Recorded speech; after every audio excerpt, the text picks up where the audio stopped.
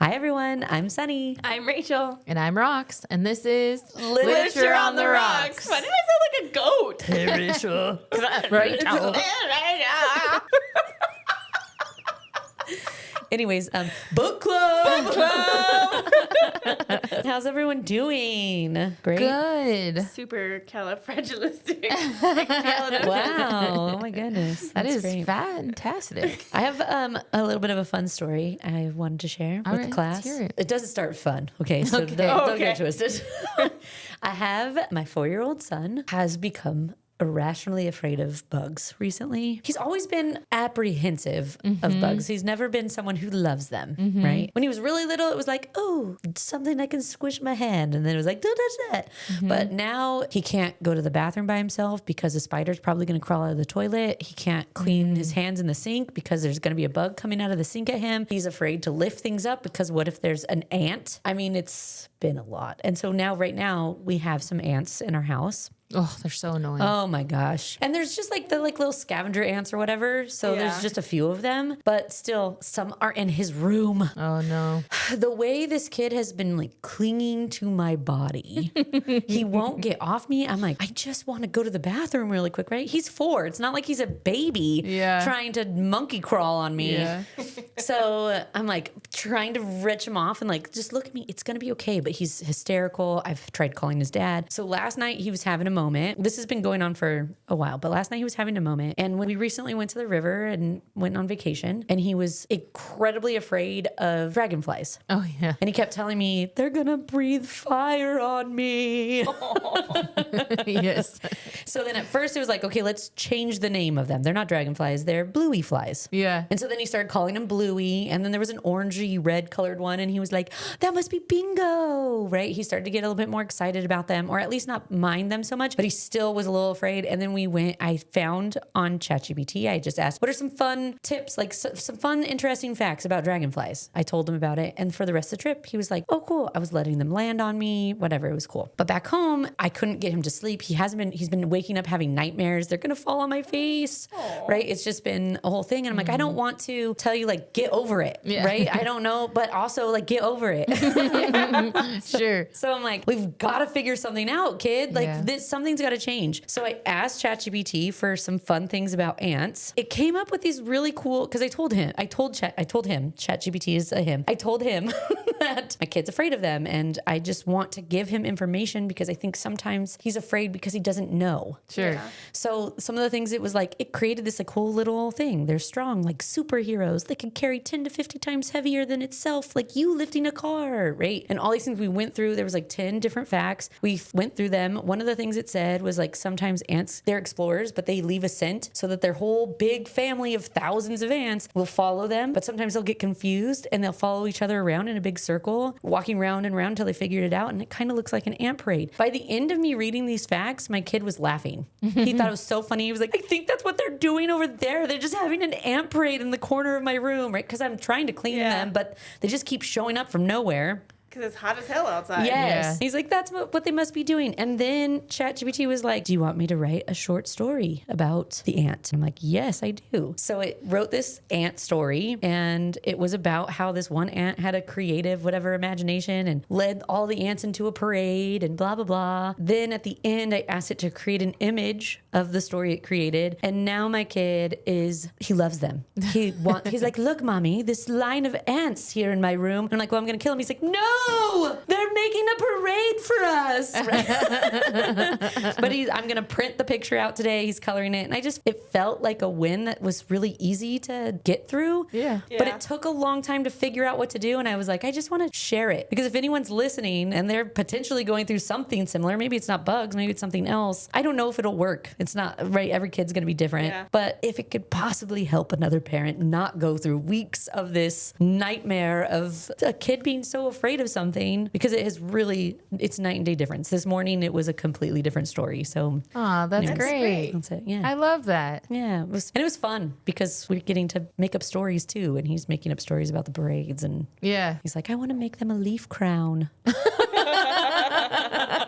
The teeniest, tiniest baby. Yes, exactly. I don't know. I just feel like we should share the small wins too. Yes, agreed. Yeah. Yes, I agree. It's just they have so many things that happen all the time, and it's navigating every single scenario. It's like the smallest thing is something that needs to be navigated, and it's exhausting. Yeah.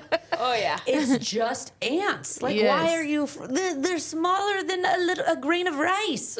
I probably would have been like, "Come on, let's go kill them," and I'd have her stomping on them or Yeah. something.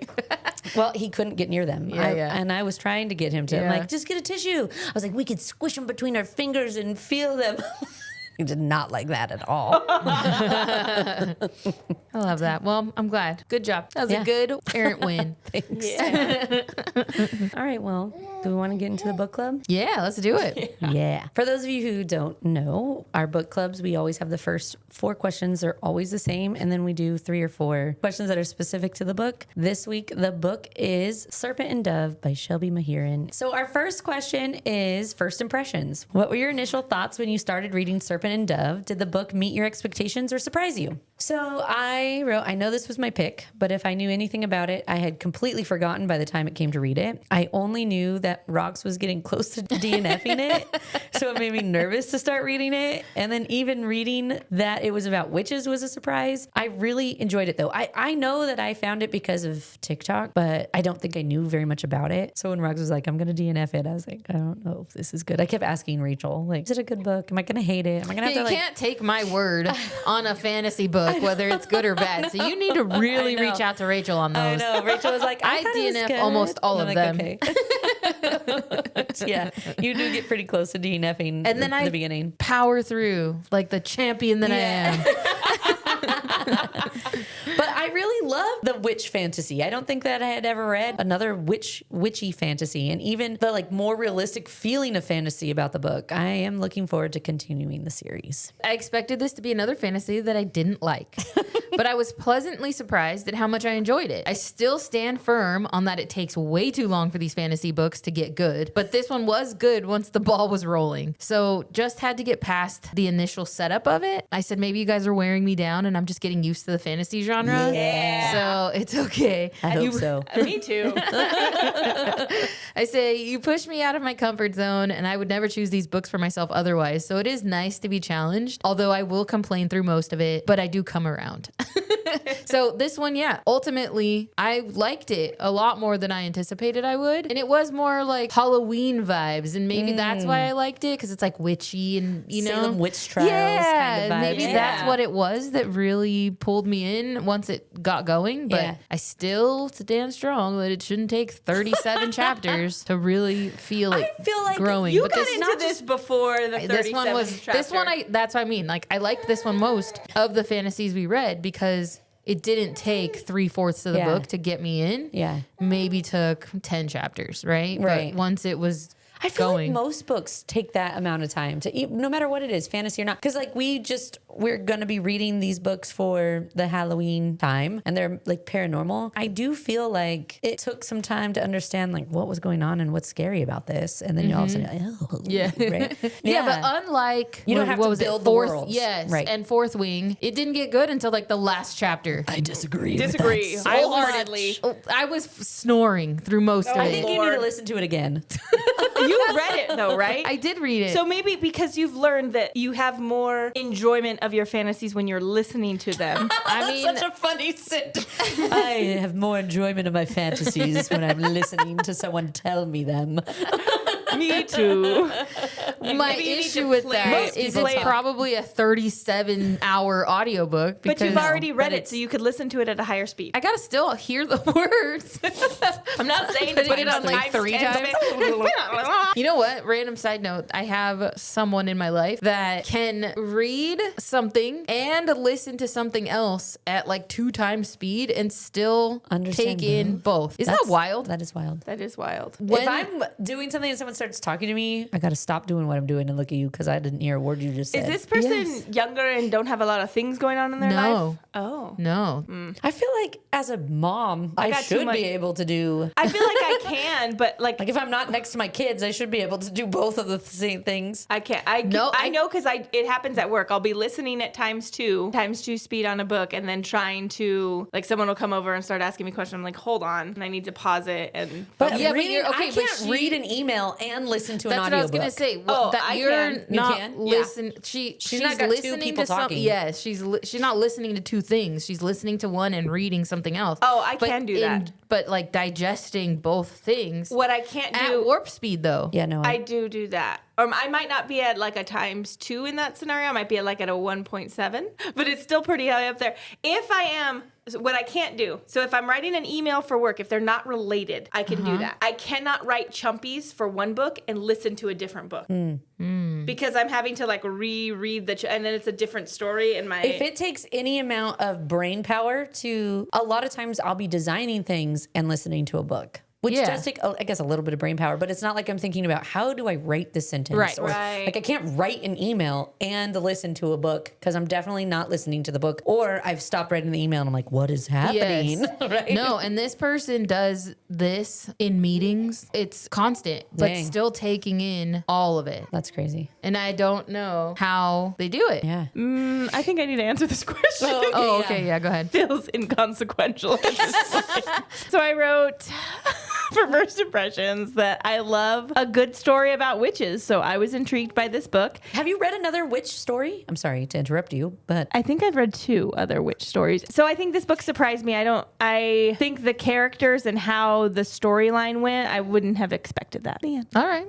Unresolved questions. Were there any plot points or character arcs that you felt were left unresolved or could have been explored further? And I said, I want more info on Morgane. Was she always having a coven first mentality and vicious? Or did something happen to her throughout the years to change her? Because I can't imagine burying a child only to kill them to save my sisters. But she only decided to get pregnant and have a child for that reason. No, I know. So, but I mean, Louise was like, all of my years growing up, like my mom was so doting and so loving. And I was like crazy. her sweet little baby child. And then she was like, 18, murder. When she said, you are the spawn of the person I hate. Yeah, it felt like a woman scorned. Yeah. Sort of. It felt like even though she cared for, like she took care of this baby and doted on her and all that, it was never... Like I could With never the love you. intention of being Yeah. a loving, doting mother Yeah. for long term. It was like, I just got to get you to this point so I can... Kill you. So I got to keep you alive, Save my essentially. sisters. Interesting. I couldn't ever. I just can't. But was she always like that? Or did she take over the coven with like Louise? She was like, we'll have it and everyone will live in the castle and it'll be wonderful. Like when she took over the coven, did she have these lofty dreams? And then maybe because the archbishop just kept murking all of her sisters, was she like, now I need to birth someone to kill you all? Yeah, maybe. I wrote, I know I don't have to say it again, but since it's the first book in the series, yeah, Yes. there were some unresolved questions. However, the reveal of who Coco's aunt is at the end of the book, I don't feel like had the impact it was supposed to. I said that too. There wasn't a whole lot of information about her. So when Coco said her name, I felt like I should have went, what? Yes. But instead I was more like, what? Yes. Cool for you, Coco. So I wish this book dove at least a little bit more into explaining who the leader of the Dame Rouge was and then revealed that Coco's aunt was her. Instead, I felt like I didn't really care because I didn't fully understand what that meant. Yes. I said that, I think, in the next question. Okay. But I echo that. Okay, yeah. Okay, so I always worry that when I answer these, I just missed the detail in the book. And so Sometimes you do. I That's do, okay. yeah. Because often it's just going in one ear and out the other, and then I'm coming back to like, ooh, that was an interesting. What happened there? Okay, and then I zone out again, and then I go, oh wait, what happened in that part? Let me back it up. Yeah. So I do miss things all the time. But anyways, like Sunny said, also, there is another book, so it's always hard to answer this question because I don't know what's going to be in the next book if I haven't already read it. And there's expectations to have loose ends for that reason. So without reading the next book, I would say I would want to know a little bit more about the chasseur's mom. What was her name? Oh, madame. Absolutely. You learn more about her in the next book. Do you? Yeah, see, I would want to know a little bit more about her. What's her name? Madame. Helen.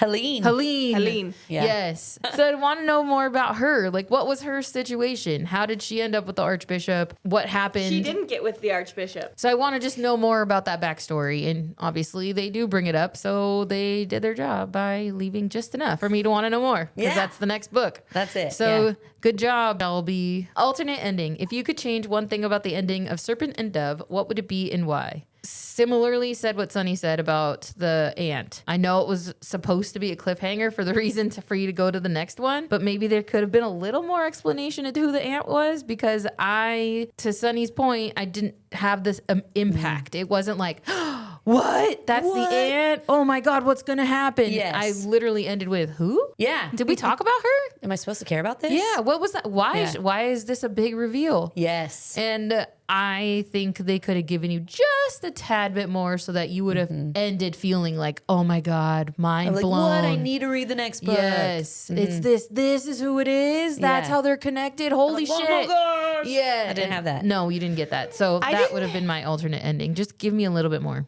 I didn't have that thought about it because they kept making a reference like, go to your aunt, she'll protect you, she'll keep you. So I just assumed she was one of the top people for. That's what I mean. Like, it didn't feel like it was this grand reveal. Yeah. It No, was like, it felt like they were giving you bits and pieces of it the whole time. So it was just like oh. Or Yeah, what is it exactly. about her that was so like, you don't know who yes. her aunt is? Yes, Yeah. like they don't. Why do they have to go to you to get protection? What Right. is all of this? What's the point of coming to you? Yeah. Why, you don't get any Yeah. of that. Just go to her. Yeah. And then literally the book ends with my aunt. You don't know who she is? Yeah, right. And yeah. then I'm like, no, I don't. I don't. I still don't, actually. No idea who Enlighten she is. me, Coco. Yes, please tell me who your aunt is. So I wrote, dare I say, I might have just ended this book a little earlier. I don't know how the next one starts, but I love a good cliffhanger at the end of the first book in a series. That hunger to read the next one because I need to know more is lacking. Going back to the cliffhanger being Coco's aunt is the leader in Dom Rouge not being that shocking to me. I think if we ended the book with Reed realizing he could do magic and saving Lou, that would have been a good cliffhanger. Like, what the F just happened? You can't leave me hanging like that. I think I might have already read the second book if that was the case, right? Like, instead, I liked that they went on and they had that moment with his mom and all of that, but I felt like when he saved Lou by doing magic, I knew that he just did magic, Yeah. and it was like, oh damn, You're a warlock Yeah, or you're a a- wizard or whatever You're the hell. a wizard, Harry. Yes. yeah, He's like- a witch. They don't call him anything A else. warlock. Isn't that a male witch? In the book, He said it was. they call him a witch. A warlock. He's a man witch. Is that something you He's get a at sloppy Arby's? Joe? Yeah, that's right. sloppy Joe. That's like the I wish his can. name was Joe, not Reed. That Dang would have it. been great. He's a man This with. sloppy Reed. He was at some point. Oh my god. gosh. He's a warlock. Yeah. That's a male witch. Yes, I'm but like almost that, certain. that reveal could have maybe even been more grand, and then cut it off there, and then Yeah, we and learn then you at the introduce- beginning, like he's talking like, okay, we've got to go see my aunt. Well, who's your aunt? This is my aunt. Yeah. That's, okay, well, this is in the middle of the book. I'm sure we're gonna find out more about it. Yes. Yeah, exactly.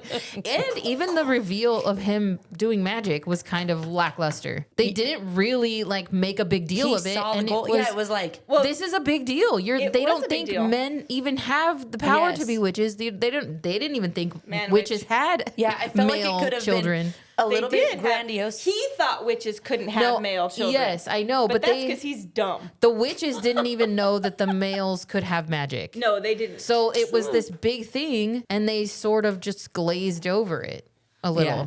right? I mean, it felt like it could have been more grandiose. Yeah. Like, here's this big reveal. Let me like really elongate it a little bit and fluff it up. Or just give it some fluff. You could have left Yeah. it the We 4 need a paragraphs. fluffer. yeah. We Could need a have good stayed fluffer. the 4 paragraphs that it was, but just add a little excitement to it. Yeah, we need something that gives it that oomph. Yeah, like the mom could have been more like, you did magic? You Yeah. what? But it was more like, oh, yeah, no, you probably did magic. Yeah, right. Yeah. Yeah. But even if you had, like, for me, cut it to be earlier, that moment when he sees the gold the strand, tether or whatever. I was like, oh. yes. But the pattern, they called it. Yeah. I don't have the same sentiment because I read the second book right after. Yes. I thought that them going to fight Morgan was a good leadway into the next book. Yeah. But what I would have liked for an alternate ending is I would have liked the Archbishop to live. I feel like he needed to atone for his sins and needed more than just being killed. I don't like that they made Reed kill him. What? That was one of the things I thought was the best. Oh, I don't like that. And I think he needed to be, like, I feel like maybe he almost dies, whatever, he gets let go. He needed to be a good father to Lou. Lou deserved to know what it's like to have a parent to protect and care for them. I mean, I agree with that, but I also think that neither her mom or her dad were ever going to be that. Good parents. And I feel like it could have scared the shit out of him, and maybe he could have made some changes. I felt like Reed killing him was very symbolic of I'm choosing to love a witch. All right, adaptation dreams. If Serpent and Dove were to be adapted into a movie or TV series, who would you cast in the main roles? I did Lou, Reed, and Coco. That's what I did. I only did Lou and Reed. I'm not really fond of my Coco, so we could just do Sunny's Coco. Well, no, I still want to hear your Coco. Yeah, share your Coco. I think that's who I'm most excited about, honestly. Okay, so starting with Lou, Danielle Rose Russell. She was in I don't know if you ever watched the Vampire Diaries thing, but the originals or the legacies. She Okay. was the witch. Okay. I chose sort of similar, but Annalise Cochran. She was in Cobra Kai. Oh, she looks so little. Well, she was supposed to be young, no? She is. Okay, who'd you pick, Rachel? I did Anya Taylor-Joy. Oh, yeah, I like her. I mean, they're all kind of similar. They do have similar vibes. If I'm voting anyone off the island, I would vote off Annalisa Cochran. Okay. I could Yeah. see Danielle over Anna. Okay. Let's do Danielle Rose. Okay. Okay, Reed I had a hard time with because they describe him as he's got reddish coppery hair, but he's also a very handsome, and not to say that people with red hair can't be handsome.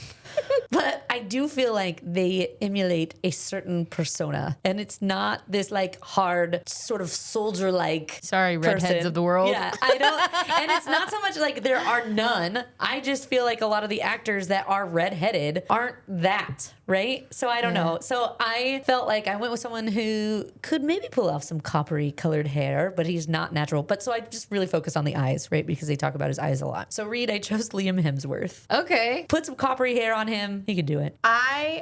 He'll get casted out because he's too old. Oh, okay. But when I was listening to it, every time they talked about Reed or he read his part, I imagined Benedict Cumberbatch. Okay. Yeah. But yeah, you're right. He's too old. I He is agree, too old. but yes. We could That's CGI the him only younger. no. That's the only person I thought of, so I put him on here. But I know he's going to get Cumberbatch. voted off because Yeah. he's too old. Yeah. So I did not catch the redheaded part of him. Okay. But I have some alternates Okay. that we could use outside of who I picked.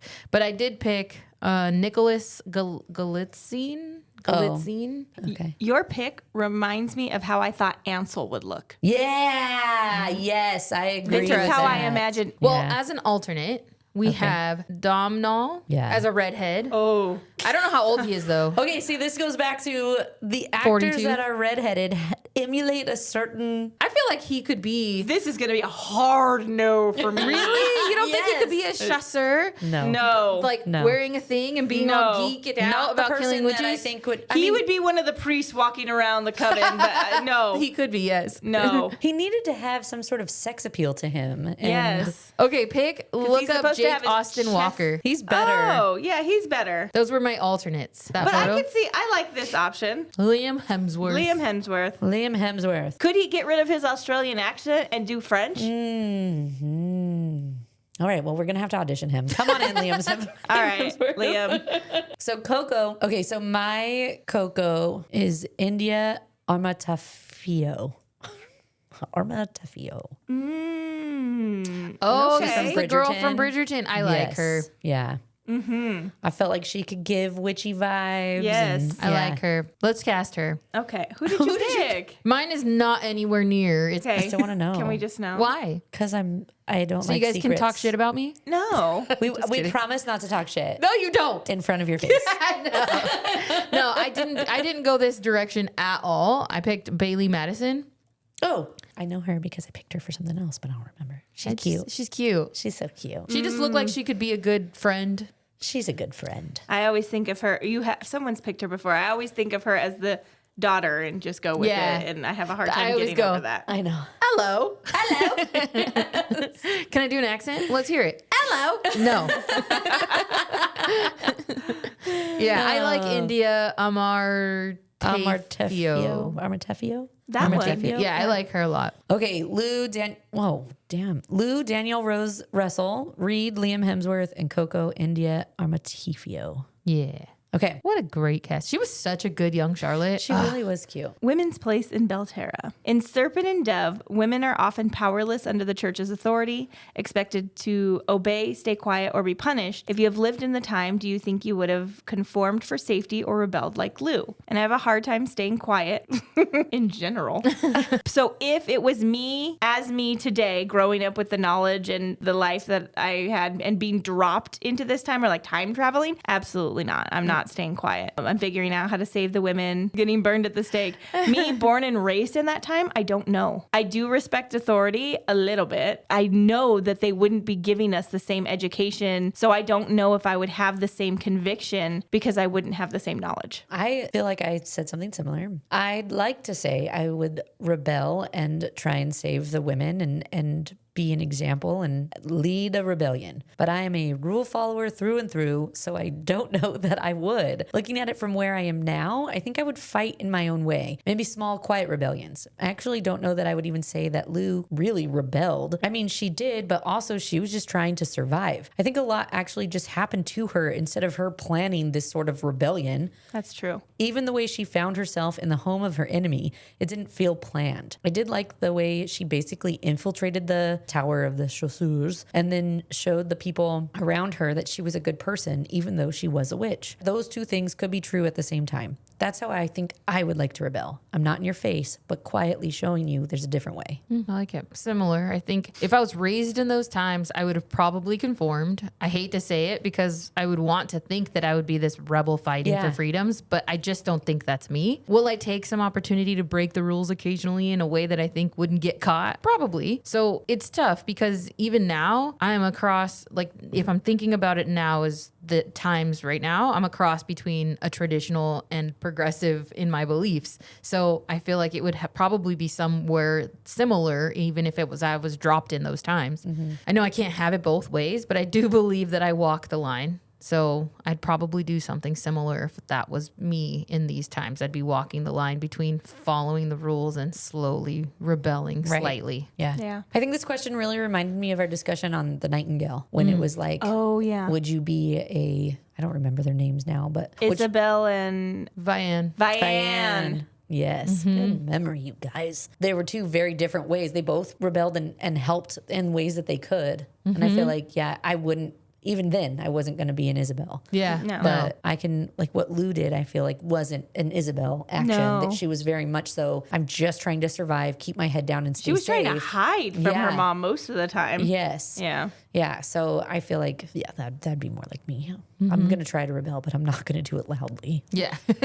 Right. Unexpected union. Do you think you could make a marriage work if it started like Lou and Reed's, out of necessity, not choice? I said, I do believe that love can grow. So what might have started out as necessity can blossom into something beautiful and genuine. Experience can bring people together. And although this experience was traumatic, it can still be bonding. I don't know if it's good, but it is still bonding. Trauma bonding. Yes. Yeah, right. It's those kinds of relationships where people remember that they are choosing to love this person can be a recipe for success. Whereas you feel like you're obligated to love somebody. If you choose that love, it can stay strong. So I believe if you start a relationship on choosing each other, then the love comes and it can be a beautiful life that's created. Kind of like a arranged marriage, you know? Don't you start dibbling in my answer. Yeah, that's is what I was thinking, but that's where I ended. Agreed. I wrote, I'm pretty stubborn, so I feel like I wouldn't have gone into the marriage so willingly. However, if I thought being forced into a marriage could possibly save my life, I think I would do it and I'd give it a go. Obviously, in this day and age, this isn't as prevalent. Actually, just looked it up to see and found that according to the over half the marriages around the world are arranged. In America, this is less, but still a thing that happens. That seems wild to me. I knew it happened, but over half in the world, wow. If I was willing to participate in an arranged marriage, I would try my hardest to make it work. It is, after all, supposed to be for the rest of my life. I do. And I said, look at arranged marriages that happen all over over the world. I remember reading years ago, I think it was in Japan, people marry based on career goals and aspirations, not necessarily love. So I think these marriages work. And like you said, I think you can grow into having a love or a respect and a friendship out of it. And I think they do work. I think that just arranged marriages or marriages out of circumstance and marriages out of love, they grow differently. They just look different than those rooted in love. Yeah. And I think when I think of arranged marriage, and maybe you guys do too, it's arranged marriage is different than what I thought initially, because I had somebody that actually is married into an arranged marriage. Oh, wow. And when I was talking to them about it, I was like, oh, wow. Like it really blew my mind, because I'd never met anybody who had been in one. And the way they explained it to me was the way it works now is you still have the option to not do it. It's not like you're forced and this is your person and you're doing it whether you like it or not. It's this is who we think our family believes you should marry. Go explore that. And then if you're okay with it, then that's who you're going to marry. So he had the option. So they date a little bit? Kind of. Yeah. So when I was looking it up, it was like over half of the marriages are arranged, but it was arranged in the traditional sense of this is who you're married to. You always know this is who you're going to be married to, blah, blah, blah. But in America, it's not so much like that. It is, they call them hybrid or assisted marriages, where the families find someone and do exactly what you just said. That's more prevalent in America. Well, his was actually from, but his was from another country. And so I thought, I didn't anticipate that you had that much freedom. I think they're more like progressive countries, right? And then there's like the ones that are not, that are. And I feel like to marry into this family, standing in those countries probably made a difference. We have a better bloodline. Yes, No muggles. Yeah. You must marry only Fae. That's a good one. Okay, pick your coven. Would you rather be a Dame Blanche, trading balance for power, or a Dame Rouge, drawing from blood? And which one sounds more your vibe? I'm going to say 100. I want to be a Dame Rouge. The Dame Blanche wouldn't be so bad if I just wanted small things here and there, but the sacrifice options for a lot of these spells feel way too high a cost. I have to break my finger in order to open a lock. Does anyone have a bobby pin instead? Like, that just seems like too much to give for such a mediocre trick that a simple magician could do. Giving up a little blood seems way easier than giving up a loved one or my sight. I said Dame Blanche felt more like my speed. I don't think I could play with blood in the way that the Dame Rouge do. Plus, we get a castle to live in. I'm all about camping, but I glamp, so I will not be living by the river with the Dame Rouge. So I couldn't choose on this one. I don't think they talk about where they live, the Dame Rouge. Yes, they're in like the, I don't think they talk about it in the first book. So yeah, my bad. That wasn't part of my second decision. Sorry. So I couldn't decide because they sounded both pretty cool. So I will say I used ChatGPT. I told it, tell me what you know about me and tell me which one I would be. Okay. So ChatGPT told me that I would be a Dame Blanche, and here's why. Balance over chaos. You've got that knack for weighing different sides of situations before making a call. So they're very Dame Blanche energy, magic rooted in give and take. Strategic but empathetic. You like digging into what's unresolved and subtle in stories, which feels like how Dame Blanches use clever sacrifices to bend nature rather than brute force. And then soft power. You don't go for flash or domination. That'd be more a Dame Rouge. Instead, you win people over with thoughtfulness and persistence. I thought the Dame Rouge would be more of the...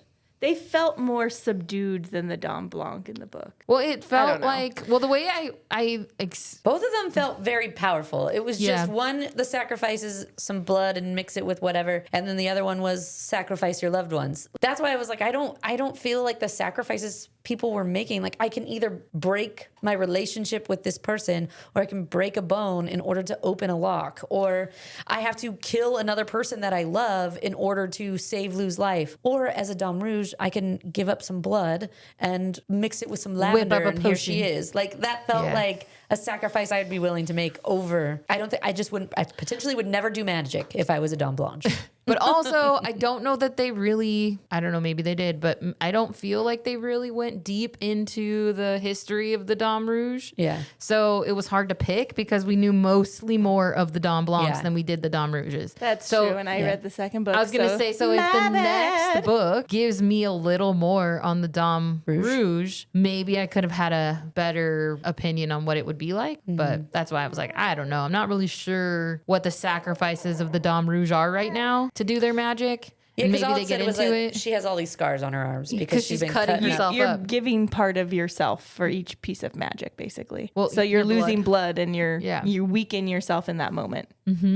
Yeah. So That yeah. feels like a better sacrifice. I would not want to sacrifice either one of you to. But if do you think something about else. it, like when they were trying to do that thing, she was sacrificing between her relationship with Baz or Coco, and in the end, Baz like tried to sell her out. So Yeah. But cut the ties. that's a wrap on this book club episode of Literature on the Rocks. We've survived the spells, sass, and slow burn of Serpent and Dove by Shelby Mahiran. Subscribe now because Wednesdays are for books and cocktails. Yep. Rate and review us. It helps other lost readers find their way here. Even witches need a little guidance sometimes. Serving books, booze, and bold opinions. Follow us at Lit on the Rocks Pod and stir things up at literatureontherocks.com. Until next time, may your magic be dazzling and your cocktails delicious. Cheers. Toodaloo. Bye.